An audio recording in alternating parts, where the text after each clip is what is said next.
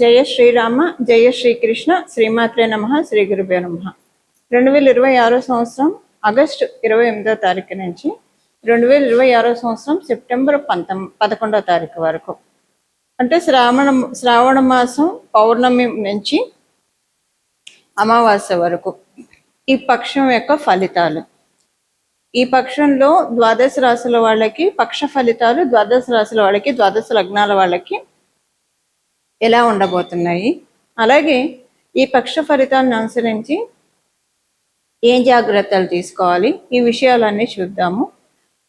ముందుగా పక్ష ఫలితాన్ని ప్రసాదించే గ్రహదేవతలు గోచారంలో ఏ ఏ రాశిలో వాళ్ళ స్థితిగతులు ఉన్నాయో పరిశీలిద్దాం. మంగళ సంచారం మిథున రాశిలో, ఈ పక్షం మొత్తం మంగళ సంచారం మిథున రాశిలో ఉంటుంది. గురు భగవానుడి యొక్క సంచారం కర్కాటక రాశిలో, రవి బుధ కేతువుల సంచారము సింహరాశిలో ఉంది. సింహరాశిలో ఉన్న బుధుడు ఈ పక్షంలో 8వ తారీఖు నుంచి ఆయన కన్యా రాశిలోకి స్వక్షేత్రగతుడు అవుతున్నాడు బుధుడు. శుక్రాచార్యుల వారు కన్యా రాశిలో సంచారము 3వ తారీఖు నుంచి, సెప్టెంబర్ 3వ తారీఖు నుంచి కన్యా రాశిలో ఉన్న శుక్రాచార్యుల వారి స్థితి తులారాశిలోకి ప్రవేశిస్తారు. రాహు భగవానుడు కుంభరాశిలో స్థితిలో ఉన్నారు. అలాగే శనేశ్వరుడు, వక్రించిన శనేశ్వరుడు మీనరాశిలో ఉన్నాడు. ఇవి ఈ పక్షంలో ఉన్న గోచారంలో ఉన్న గ్రహస్థితుల ఫలితాలు, గ్రహస్థితులు. ఈ గ్రహస్థితులను అనుసరించి గోచారం ప్రకారము ద్వాదశ రాశి వాళ్ళకి, ద్వాదశ లగ్నాల వాళ్ళకి ఏ రకమైన ఫలితాలు ఉండబోతున్నాయి. అన్నిటికంటే ముందుగా ఈ గోచారంలో వీటిలో ఏమన్నా స్పెషల్ సిగ్నిఫికెన్సెస్ ఉన్నాయా అంటే, బుధాదిత్య యోగం ఏర్పడుతూ ఉంది. అంటే 7వ తారీఖు వరకు కూడా బుధాదిత్య యోగం ఉంది. రవి బుధులు సింహరాశిలో ఉండడం వల్ల బుధాదిత్య యోగం, రవి బుధులు మనకి జనరల్గా చాలా చార్ట్స్లో కనిపించే కలిసే ఉంటారు. కొన్ని చార్ట్స్లో ఒక్కొక్కసారి మ్యాక్సిమం వాళ్ళిద్దరు కలిసే ఉంటారు, లేదా ఒక రాశి వెనక ఒక రాశికి ముందు ద్విధాదశాల్లో అన్నా ఉంటారు. అంటే రవి ఒక రాశిలో ఉంటే, సింహరాశిలో ఉంటే ఈయన కన్యా రాశిలో ఉండడం, లేదా వాళ్ళిద్దరు కలిసి ఉండడం. అంటే ఈ రాశిలోనే కదా, పక్కపక్క రాశుల్లోనే ఉంటారు, కలిసి ఉంటారు. అంటే బుధాదిత్య యోగము రవి బుధులు కలిసి ఉంటే ఏర్పడుతుంది. కాకపోతే ఈ బుధాదిత్య యోగం పవర్ఫుల్గా ఎప్పుడు ఉంటుంది, మామూలుగా రవి బుధులు ఏ రాశిలో అంటే ఏ రాశిలో ఉన్న బుధాదిత్య యోగం వర్తించదు, కొన్ని రాశుల్లో వర్తిస్తుంది. మేషరాశిలో రవి బుధులు కలిసి ఉన్నా, మిథున రాశిలో రవి బుధులు కలిసి ఉన్నా, సింహరాశిలో రవి బుధులు కలిసి ఉన్నా, కన్యా రాశిలో రవి బుధులు కలిసి ఉన్న బుధాదిత్య యోగం చక్కగా పనిచేస్తుంది. ఈ బుధాదిత్య యోగం ఏంటంటే చాకచక్యంగా ఇప్పుడు అంటే ఒక చిన్న సామెత మనం చిన్నప్పటి నుంచి వింటూ వచ్చింది ఏంటంటే, అడవిలో పడేసిన, ఎడారిలో పడేసిన ఈడ్చుకొచ్చేస్తాడు, బతికేస్తాడు అని మనం కొంతమందిని జస్ట్ అలా అంటూ వింటాం కదా. అది అలా ఎవరు బతుకుతారు? ఎక్కడ ఉన్నా సరే పరిస్థితులకు అనుగుణంగా వాళ్ళ మౌల్డ్ చేసుకొని, ఒక వాటర్ లాగా ఎందులో అన్నా వేయండి. ఒక గ్లాస్లో వేస్తారా, గ్లాస్ షేప్ తీసుకుంటుంది. ఒక పౌండ్లో వేస్తే పౌండ్ షేప్, సముద్రంలో నది వెళ్తే సముద్రం మొత్తం, ఇలా ఒక చిన్న స్పూన్లో అయితే అదే షేప్. అలా ఎక్కడైనా సరే చాకచక్యంగా బతకగలిగే తెలివితేటలు, అలాంటి సమర్థత, ఎఫిషియన్సీ, ఇవన్నీ కూడా బుధాదిత్య యోగం ఎవరికైతే పర్ఫెక్ట్గా ఉంటుందో వాళ్ళకి కరెక్ట్గా ఉంటుంది. వాళ్ళు ఎలాంటి పరిస్థితుల్లో దేన్నైనా కూడా వాళ్ళకు అనుకూలంగా మార్చుకొని, అంటే ఒక స్పాంటేనియస్ నేచర్, ఒక నెగిటివిటీ ఉన్నా కూడా దాన్ని పాజిటివ్గా మార్చి, నెగిటివిటీని కూడా పాజిటివ్గా మార్చి వాళ్ళకు అనుగుణంగా చాలా చాకచక్యంగా ఉండడానికి, అందులో ఎస్పెషల్లీ బిజినెస్ చేసే వాళ్ళకు బుధాదిత్య యోగం ఉంటే కనుక అద్భుతంగా ఉంటుంది. చాలా బాగా రాణిస్తారు వాళ్ళు బిజినెస్లో, ఎందులో ఉన్నా సరే, ఉద్యోగంలో ఉన్నా సరే చాలా బాగా ఉంటుంది. స్కిల్ సెట్ చాలా ఎక్కువగా ఉంటుంది వీళ్ళకి, చాలా బాగా ఉంటుంది. బుధాదిత్య యోగం మంచి ఉన్నతమైన స్థితికి తీసుకెళ్తుంది. గోచారంలో ఏర్పడుతుంది ఈ బుధాదిత్య యోగం సింహరాశిలో ఉండడం వల్ల. అది మొదట 7 రోజులు, మనకి 28వ తారీఖు నుంచి 7వ తారీఖు వరకు బుధాదిత్య యోగం ఉంది ఈ పక్షంలో. ఆ తర్వాత బుధుడు కన్యా రాశిలోకి వెళ్ళినప్పుడు బుధాదిత్య యోగం బ్రేక్ అయిపోతుంది, అప్పటి నుంచి ఇంకా ఉండదు. ఇది ఒక విశేషాంశము. అలాగే శుక్రుడు స్వస్థానగతుడు అవ్వడం, అది ఇంకొక విశేషాంశము. మంచిది. కాలపురుషుడు కుండలిలో, సహజ కాలపురుషుడు కుండలిలో ఆయన శుక్రాచార్యుల వారు అక్కడ స్థితిలో ఉండడం చాలా మంచి యోగాన్ని అందరికీ కలగజేస్తుంది. ఇవన్నీ కూడా మంచి విశేషాంశాలనే సూచిస్తున్నాయి. ఈ పక్షంలో గోచారంలో అందరికీ కూడా మంచి ఫలితాలను సూచిస్తూ ఉన్నాయి. అన్ని గ్రహ దేవతలు కంఫర్టబుల్గా ప్లేస్ అయి ఉన్నాయి కాబట్టి మంచి ఫలితాలని సూచిస్తున్నాయి. అయితే ఈ మంచి ఫలితాలు ఇప్పుడు గోచారంలో వస్తున్నాయి కాబట్టి మీ జన్మ జాతకం ఒక్కొక్కసారి టైం బాగాలేదు మీకు అది నడుస్తుంది, ఇది జరుగుతుంది, అసలు అప్పటి నుంచి టైం బాగాలేదు ఇలా అనుకుంటూ ఉంటారు కదా. మీ జన్మ జాతకం బాగోక మీరు ఇబ్బందులు పడుతూ ఉన్నప్పుడు గోచారం ఒక రిలీఫ్ ఇస్తుంది. ఈ రిలీఫ్ ఎలా ఉంటుందంటే, అంటే గోచారంలో గ్రహస్థితులు బాగా ఉంటే, నా ఉద్దేశం బాగా ఉంటే, మీ జన్మ జాతకంలో గ్రహస్థితులు అనుకూలంగా లేకపోతే దాని నుంచి డెఫినెట్గా ఒక రిలీఫ్ ఇస్తుంది. బాగోలేదన్న పాయింట్ నుంచి పర్వాలేదన్న పాయింట్కి అయితే తెస్తుంది. ఒకవేళ మీది న్యూట్రల్గా ఉందనుకోండి, బాగుంది, ఇది కూడా గోచారం బాగుంటుంది కాబట్టి మీది న్యూట్రల్గా ఉంటే బాగుంది అన్న స్థితికి తెస్తుంది. మీ జన్మ జాతకం బాగుంది అనుకోండి, గోచారం కూడా బాగుంటే బ్రహ్మాండంగా ఉన్నాం, అమ్మవారి ఆశీర్వాదం వల్ల ఎప్పుడు బాగా ఉంటాం, అమ్మవారి ఆశీర్వాదం వల్ల బాగున్నాం అనే చెప్తారు వాళ్ళు ఎప్పుడు.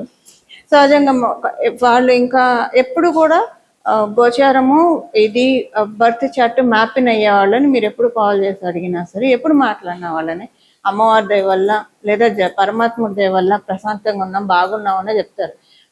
ఒకవేళ ఎప్పుడైనా కొంచెం చిన్నగా బాగోకపోయినా అదే మాట చెప్తూ ఉంటారు, ఎందుకంటే అది నిజం అవుతుంది కాబట్టి.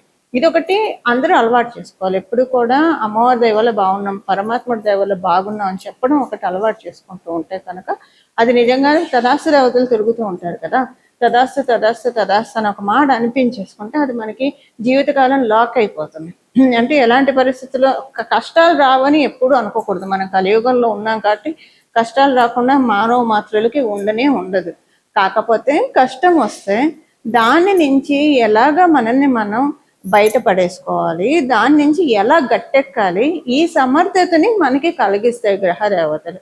కష్టాలకి కుంగిపోకుండా, నలిగిపోకుండా, అలానే అదే వేదనలో ఉండకుండా ధైర్యంగా ముందడుగు వేసి మనల్ని మనం గట్టెక్కించుకోవడమే కాదు, ఫ్యామిలీ కూడా ఉంటుంది కదా నమ్ముకొని, ఆ ఫ్యామిలీని కూడా రక్షించిన వాళ్ళం అవుతాం. అందుకే మనకి ఇలాంటి ఎప్పుడు కూడా పాజిటివ్ వర్డ్స్ మన నోట్లోంచి మన నాలుక నుంచి వస్తూ ఉంటే అవే మనకి సుస్థిరం అవుతాయి. అందుకే మనకి ఎప్పుడు కూడా మంచిగా మాట్లాడాలి. మనకి సూక్తాల్లో కూడా అవే ఉంటాయి కదా, గణపతి అథర్వ శీర్షంలో కూడా అదే ఉంటుంది. ఎప్పుడు కూడా నా చెవులు మంచిగా వినాలి, నా కళ్ళు మంచిగా చూడాలి, ఇలాగే మనకి గణపతి అథర్వ శీర్షం ఉంటుంది. సో ఇలాగా ఉండడానికి గోచారంలో ఉన్న గ్రహస్థితులు ఇలా ఉన్నప్పుడు మనకి నిజంగా వాటిని సుస్థిరం చేసుకోవడానికి అవకాశాలు ఇస్తూ ఉంటాయి గోచారంలో. ఇప్పుడైతే చాలా బాగా ఉంది. వీటి వల్ల మీకు వచ్చే ఫలితాలు, ద్వాదశ రాశుల వాళ్ళకి, ద్వాదశ లగ్నాల వాళ్ళకి వచ్చే ఫలితాలు, అలాగే చేసుకోవాల్సిన ఆ పరిహారం కూడా మనం వరుసగా చూద్దాం. వృషభ రాశి, వృషభ లగ్నంలో పుట్టిన వాళ్ళకి ఈ పక్షంలో, మీ వృషభ రాశిలో పుట్టిన వాళ్ళకి అంతా బాగా ఉంది, అనుకూలంగా ఉంది, అంతా బాగానే వెళ్తుంది అన్నట్లు మీకు స్టార్ట్ అవుతుంది ఈ పక్షం మొదట్లో. కానీ సడన్గా ఒక మధ్యలో, అంటే ఒక 3-4 రోజుల తర్వాత, పౌర్ణమి అయిపోయిన తర్వాత, చతుర్థి తర్వాత నుంచి వేసుకోండి, పంచమి నుంచి ఒక అష్టమి వరకు ఒక 4 రోజులు మీకు ఎలా ఉంటుందంటే, కొంచెము ఎవరు మీకు ఇంపార్టెన్స్ ఇవ్వట్లేదు, ఇంపార్టెన్స్ కూడా ఇవ్వక్కర్లేదు, ఇగ్నోర్ చేస్తున్నారు, కొంచెం మిమ్మల్ని సర్కాస్టిక్గా మీతో మాట్లాడుతున్నారు. అలాగే మీతో సర్కాస్టిక్గా మాట్లాడడము, అవమానం చేయడం మాటల ద్వారా, సూటిపోటి మాటలు, దెప్పుళ్ళు, ఇంట్లో కావచ్చు బయట కావచ్చు, ఇలాంటివి కొంచెం ఫేస్ చేస్తారు. ఈ పక్షం మటుకు అలా ఉండదు. చవితి తర్వాత నుంచి, పౌర్ణమి తర్వాత చవితి వస్తుంది కదా, చవితి అయిన తర్వాత పంచమి నుంచి అష్టమి నవమి వరకు ఇది ఉంటుంది. ఒక 4 రోజులు ఉంటుంది. తర్వాత నార్మల్ అయిపోతుంది మళ్ళీ. తర్వాత మీరు కూడా నార్మల్గా సెట్ బ్యాక్ అయిపోతారు. బట్ ఈ 4 రోజులు ఏంటంటే, మీరు ఉద్యోగస్తులు అయితే ఉద్యోగానికి వెళ్తే, అబ్బా ఇప్పుడు ఎందుకు వెళ్ళాలా, ఇప్పుడు అవసరమా ఇది అని, అంటే మీకు ముందే వాళ్ళు ఎవరు ఉద్యోగ స్థలంలో మీకున్న పై అధికారులు కావచ్చు, మీకు ఇమ్మీడియట్ బాసులు కావచ్చు, ఏం మాట్లాడతారో మీకు ముందుగానే మనసులో ఒక రీల్ పడుతూ ఉంటుంది. మీరు వెళ్తూ ఉంటే రీల్ పడుతూ ఉంటుంది, ఇప్పుడు ఇవన్నీ ఎవరు ఆన్సర్ చేస్తారు, అసలు అవసరమా ఇవన్నీ అని అనిపిస్తుంది. అలాగా మీరు చేసింది ఏమి చూడరు, ఏదో చేయని ఒక పాయింట్ పట్టుకుంటున్నారు అనే ఒక బాధ కూడా ఉంటుంది. మీ చుట్టూ ఉన్న మీ కొలీగ్స్ కూడా కొంచెం వాళ్ళే ఏదో గొప్ప వాళ్ళు అన్నట్టు, వాళ్ళే ఏదో మీకంటే బాగా సిన్సియర్గా చేస్తున్నట్టు, కొంచెం ఇది కొంచెం షో ఆఫ్ చేస్తారు. ఇవన్నీ మీకు కొంచెం టాలరెన్స్ తగ్గిపోతుంది. ఈ పరిస్థితులు రీత్యా టాలరెన్స్ తగ్గిపోయి చికాకు వస్తుంది, కొంచెం హర్ట్ కూడా అవుతారు. కానీ ఇది తాత్కాలిక అని చెప్పాను కదా, పంచమి నుంచి ఒక అష్టమి నవమిల వరకు ఇలా ఉంటుంది, తర్వాత మళ్ళీ నార్మల్ అయిపోతుంది. ఇది ఉద్యోగస్తులకి. ఇదే వ్యాపారస్తులకి అయితే, మీరు వృషభ రాశి వృషభ లగ్నంలో పుట్టి మీరు వ్యాపారస్తులు అయితే కనుక మీకు ఎలా ఉంటుందంటే ఈ పర్టికులర్ పీరియడ్ వరకే, అంటే పంచమి నుంచి అష్టమి నవముల వరకు వ్యాపారంలో కొంచెము పూర్తిగా కొంచెం నెమ్మదిగా నత్తనడగ్గా నడుస్తుంది, పూర్తిగా బాగా వెళ్ళట్లేదు, కొంచెం ప్రాఫిట్స్ తగ్గుతూ ఉన్నాయి, అంత ట్రేడింగ్ అవ్వట్లేదు, ఇలా అనిపిస్తుంది. ఇంట్లో వాళ్ళతోటి కొంచెము మనస్పర్ధలు వస్తాయి. సో వాళ్ళు ఒక ఖర్చు చెప్తారు, మీరు దాన్ని మీట్ అవ్వలేకపోతారు. వీటిలో లేదా మీట్ అయ్యే ఇది ఉన్నా ఎందుకు ఖర్చులు అనవసరంగా, ఇవన్నీ కట్ డౌన్ చేయొచ్చు కదా, ఇలా ఆర్గ్యుమెంట్స్ కొంచెం ఉంటాయి మీకు. ఇలా కొంచెం ఉంటుంది, తర్వాత ఒక 4-5 రోజుల తర్వాత అంతా నార్మల్ అయిపోతుంది, ఇలా ఉంటుంది. కానీ ఓవరాల్గా ఈ పక్షం మొత్తం చూసుకుంటే ఉద్యోగస్తులకే కావచ్చు, వ్యాపారస్తులకే కావచ్చు, నార్మల్గానే ఉంటుంది. ఈ గృహలక్ష్ములకి ఎలా ఉంటుందంటే, వీళ్ళకి పంచమి నుంచి నవమి వరకు మీకు సేమ్ మీ చుట్టుపక్కల వాళ్ళతో, నేబర్స్తో కావచ్చు, లేదా మీ ఫ్రెండ్స్తో కావచ్చు, మీ బంధువర్గం వాళ్ళతో కావచ్చు, మాట్లాడుతూ అవమానకరంగా మాట్లాడటం, దెప్పుళ్ళు, వేధింపులు, సూటిపోటి మాటలు, ఇవన్నీ మీకు చాలా బాధ అనిపిస్తాయి. అంటే ఎక్కువ సలహాలు ఇచ్చేవాళ్ళు, ఉచిత సలహాలు ఇచ్చేవాళ్ళు ఎక్కువైనట్లు అనిపిస్తారు. ఒకటి ఏంటంటే, ఇక్కడ మీకు విచిత్రంగా అనిపించేది ఏంటంటే, వాళ్ళే మీకు సలహాలు ఇస్తూ ఉంటారు, కానీ వాళ్ళందరికీ ప్రొజెక్ట్ చేసేది ఏంటంటే మీరు వాళ్ళకి సలహాలు ఇస్తున్నారు అన్నట్టు. మీతో కూడా అదే చెప్తారు ఇండైరెక్ట్గా. ఇదేంటి ఇది అంటే ఈ మాట వీళ్ళు చెప్పకూడదు కదా, ఇది వాళ్ళకి సూట్ అయ్యే డైలాగ్ మీకు చెప్తున్నారేంటి అని ఇలా అనుకుంటారు. ఈ కొంచెము దెప్పుళ్ళు, అవమానాలు ఇవి ఉంటాయి. పోనీ మీ మానాన మీరు ఉందాము, ఎవరితో మాట్లాడకుండా కొన్నాళ్ళు కొంచెం సైలెంట్గా ఉంటే, ఎవరితో మాట్లాడకుండా అన్నీ అవే సర్దుమణుగుతాయంటే అలా కూడా ఉండదు. వస్తారు, మీ ఇంటికి రావడమో, ఫోన్లు చేయడమో. ఇప్పుడు ఒక మాయదారి అంటే అలా అనుకోకూడదు, ఫోన్ వల్ల చాలా పనులు కూడా అవుతున్నాయి, బట్ ఈ ఫోన్లలో ఎక్కువగా కాంటాక్ట్లో ఉండడము, అవాయిడ్ చేయలేకుండా వచ్చి మిమ్మల్ని ఇబ్బంది పెడుతూ ఉంటారు, ఫోన్ల ద్వారా కావచ్చు, మెసేజెస్ ద్వారా కావచ్చు. సో దానివల్ల వాళ్ళకి ఏమొస్తుందంటే ఏముండదు, ఒక పైసాసిక ఆనందం, అంతకుమించి ఏముంటుంది చెప్పండి. ఇలా మీకు కొంచెము బాధ అనిపిస్తుంది. ఇలా ఉంటుంది గృహలక్ష్ములకి. అది ఇంకా విద్యార్థినులకి మంచి సమయమే, ఇవేమీ అప్లికేబిలిటీ ఉండదు. విద్యార్థులకి ఈ పక్షం మొత్తం కూడా చాలా చక్కటి అనుకూలమైన పరిస్థితిని చూస్తారు. సీనియర్ సిటిజన్స్కి కూడా ఇవేవి అప్లికేబిలిటీ ఉండదు, చక్కగా ఉంది వాళ్ళకి. పక్షం కూడా చాలా మంచి ఫలితాన్ని చూస్తారు. ఇవి వృషభ రాశి వృషభ లగ్నంలో పుట్టిన వాళ్ళ ఫలితాలు. పరిహారము అన్ని గ్రహస్థితులు చక్కగా ఉన్నాయి కాబట్టి, బుధాదిత్య యోగం కూడా ఉంది కాబట్టి, మీరు ఉదయిస్తున్న సూర్యుడిని చూస్తూ ఆదిత్య హృదయాన్ని చదువుకోవడం, ఉదయాన్నే సూర్యుడి ముందు కూర్చొని విష్ణు సహస్రనామం పారాయణం చేయడం అత్యుత్తమమైన ఫలితాన్ని ఇస్తుంది. ఈ పక్షం మొత్తం కూడా విష్ణు సహస్రం పారాయణం చేయడానికి టైం సరిపోలేదు, మీరు వినండి. బయటకు వెళ్తున్నా వినండి. ఎంఎస్ సుబ్బలక్ష్మి అమ్మవారు చక్కగా ఆలపించి ఉన్నారు, అది వినండి.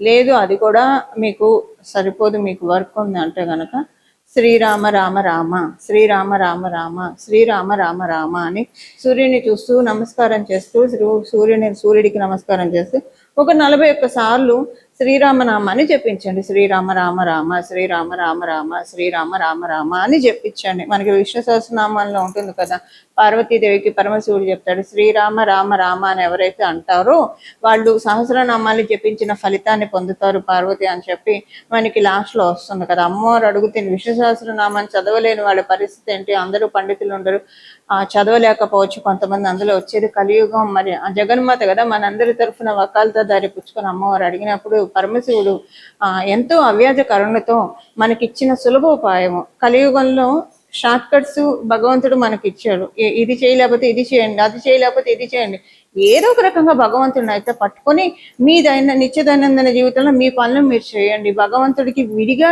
ఏది చేయకండి అని మనకి మనం ఏది చూసుకున్నా, ఏ వేదిక స్క్రిప్చర్ చూసుకున్నా ఇదే చెప్తున్నా. అంటే భగవంతుడిని విడివడి మనం చేస్తామని కాదు, నామాన్ని జపించుకుంటూ ఉండమని చెప్పి ఇక్కడ అర్థం. ఏదో ఒక నామాన్ని, భగవంతుడి నామాన్ని పట్టుకొని వీలైనంత వరకు మన పని మనం ప్రొడక్టివ్గా చేస్తూ అవసరమైనంత వరకు ఎవరితో అయినా మాట్లాడుతూ మన పనులు మనం చేసుకుంటూ మన బాధ్యతను మనం నిర్వర్తిస్తూ ఇదే పరమావధిగా పెట్టుకోకుండా భగవంతుడి మీద ధ్యానం పెట్టుకొని మన పనులు మనం చేసుకుంటూ వెళ్తే కనుక ఈ జన్మకో వచ్చే జన్మకో ఆ పై జన్మకో జీవన్ముక్తులం అవుతాం, తద్వారా మోక్షానికి అర్హులం అవుతాం.